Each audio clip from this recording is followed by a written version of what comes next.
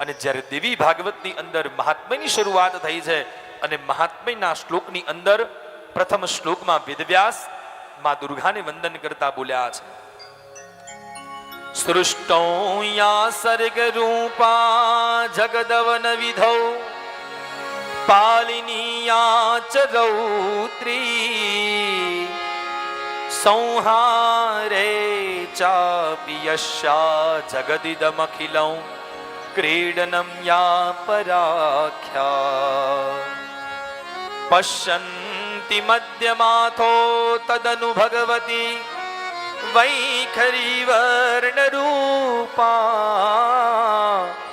સ્માસ્મદ વાચમ પ્રસન્ના વિધિ હરિગિરિશા રાધિતાલંકરોતુ.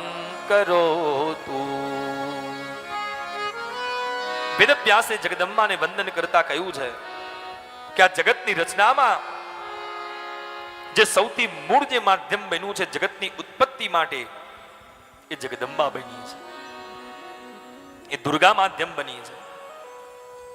અને એ દુર્ગા જ્યારે માધ્યમ બની અને જગત કહેતા સૃષ્ટિની જ્યારે રચના થઈ, એ વખતે માં જગદંબાએ ત્રિદેવ કહેતા બ્રહ્મા, વિષ્ણુ અને મહેશ, આ ત્રણેય દેવોની સૃષ્ટિની ઉત્પત્તિ, સ્થિતિ અને લય, આ ત્રણ કાર્યની વહેંચણી સ્વયં માં જગદંબાએ કરી છે. બ્રહ્માને કીધું કે તમે સૃષ્ટિની ઉત્પત્તિ કરો. ભગવાન નારાયણને માં જગદંબાએ કીધું છે કે જગતમાં જેટલા પણ જીવો પ્રગટ થાય ને એનું બધાનું પાલન પોષણ કરવાની જવાબદારી તમારી છે. અને અંતે ભગવાન મહાદેવને માં જગદંબાએ કીધું છે કે પ્રભુ, જ્યારે જે જીવ પ્રગટ થયો હોય એનું સમય, એનું પ્રારબ્ધ જ્યારે પૂર્ણ થાય ત્યારે એનો લય કેતા નાશ કરવાની જવાબદારી તમારી છે. ઉત્પત્તિ, સ્થિતિ અને લય. આપણે એમ માનીએ છીએ ને બધા કે આ સમાજમાં આ ધરતી ઉપર આપણે આવી ગયા છીએ, મારા જેવો કોઈ હોશિયાર નથી, મારા જેટલો કોઈ પૈસાદાર નથી, મારા જેટલો કોઈ બુદ્ધિશાળી નથી. એ બધી જ વાતો ખોટી છે. તમે તો કેવલ અહીં પૃથ્વી ઉપરના એક રોબોટ છો. શું છો? કેવલ રોબોટ. તમારું ડ્રાઇવિંગ તો ઉપરથી હલાવે છે. અને જો તમારી હાથની અંદર હોત ને તો કોરોનામાં જે મર્યા ને એ મર્યા ન હોત સાહેબ. આ જીવનમાં આજનો માનવી એક જ વાત પકડીને હાલે છે, કેવલ વિટામિન એમ, એમ અને એમ, બસ બીજી કોઈ જ વાત નહીં. મારા જોડે પૈસો હોવો જોઈએ, બીજું કઈ નહીં હોય તો હાલશે. આ સમાજની અંદર કેવલ આજ પૈસાને મહત્વ અપાયું છે. પણ યાદ રાખજો વાલાઓ કે તમે તો આ પૃથ્વી ઉપરના કેવલ એક રોબોટ છો. તમારી સ્વિચો તો બધી ઉપરથી જ પડે છે. એ તો એની કૃપા હતી ત્યારે તમે તમારા માના ઉદરની અંદર આવ્યા છો. એની કૃપા હતી ત્યારે માના ઉદર કેતા ગર્ભમાંથી તમે બહાર આવ્યા છો. એની કૃપા હતી ત્યારે તમે મોટા થઈ, ભણી ગણી અને પૈસો કમાયા, સારા બંગલા લીધા, સારી ગાડી લીધી.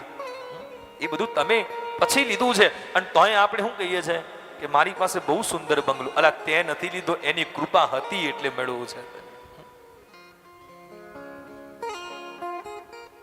આજનો યુવાન કેવલ એક જ વાતની પાછળ પડ્યો છે, બસ ભેગું કરી લઉં, ભેગું કરી લઉં, ભેગું કરી લઉં. પણ હું એટલું ચોક્કસ કહીશ કે ભેગું કરવું હોય તો દ્રવ્ય કહેતા રૂપિયાને ભેગો ન કરશો બાપ. ભેગું કરવું હોય ને તો તમારા કર્મ અને પુણ્યના દાન કરીને જે બાતું ભેગું થાય ને એને ભેગું કરજો. કોઈક દી કામ આવશે. અને આમાં એવા કેટલાક કિસ્સાઓ બેઠા હશે કે એને કોરોના થયો હશે, ઓક્સિજનની તકલીફ થઈ હશે, રૂપિયા ખર્ચતા ઓક્સિજન નહીં મેળ્યો હોય, કેટલાક મૃત્યુ પામ્યા હશે, કેટલાક અહીંયા આજ મોજૂદ પણ હશે. કેમ? એના કરેલા કર્મ કંઈક સારા હશે ને. એ કર્મ જ્યારે આડું આવે ને ત્યારે તમારા મોતને પણ ત્યાંથી એ પાછું ઠેલી દે છે સાહેબ. જીવનમાં કરવા જેવું કાર્ય હોય ને તો એ સત કાર્ય છે, એ ધર્મ કાર્ય છે, અને એ કરજો સાહેબ. ક્યાંક તમારાથી કોઈક ભૂખ્યાને ભોજન અપાઈ જશે, કોઈક તરસાને જળ અપાઈ જશે, કોઈ કદાચ અભ્યાસ કરતું બાળક હોય, એને ભણવાની શક્તિ ન હોય, ત્યાં વિદ્યાનું તમે દાન એને આપી દેશો ને બાપ, તો કદાચ ઈશ્વરે કોઈ લેખ લખ્યો હશે ને તો એમાં તમારું નસીબ એને મેખ મારીને તમને આગળ લઈ જશે. આ ધર્મનું પુણ્યનું કાર્ય.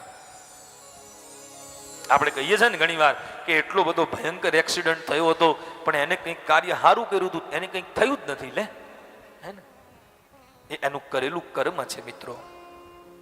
અને ભાથું તો જીવનમાં બાંધવું જ પડશે. પછી તમે મનથી બાંધો કે અભાવથી બાંધો, ભાથું તો બાંધવું જ પડશે. કારણ એક સમય એ જ કામમાં આવશે, બીજું કોઈ કામમાં નહીં આવે.